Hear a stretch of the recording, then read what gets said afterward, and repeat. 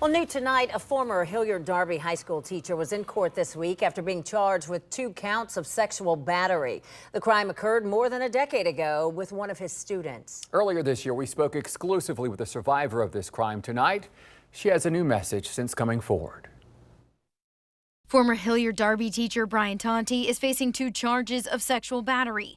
He appeared in court and pled not guilty to charges of engaging in sexual misconduct with a former student 13 years ago. It's validating. It gave me a little bit more stride to continue on with this healing journey. Nicole Kiefer reported her alleged assault to investigators in December 2022. I have a lifetime of trauma that I'm working through and that I will get through.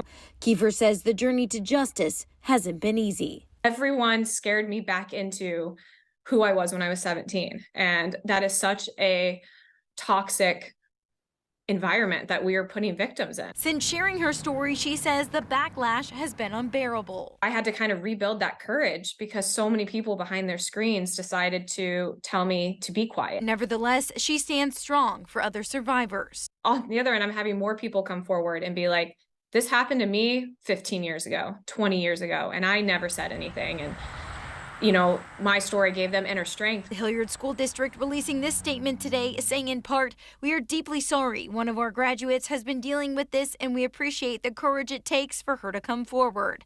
It goes on to say all staff complete regular training to reinforce policy, procedure, and legal requirements as mandatory reporters of suspected child abuse, sexual and otherwise. But Nicole tells me she hopes her message encourages all school districts to train students, teachers, parents, and faculty signs to look out for inappropriate relationships between students and faculty, the tools to come forward bravely, and signs to look out for vulnerable students. Nicole says her advocacy work has just begun. Reporting in Hilliard, Ashley Bornanson, 10 TV News.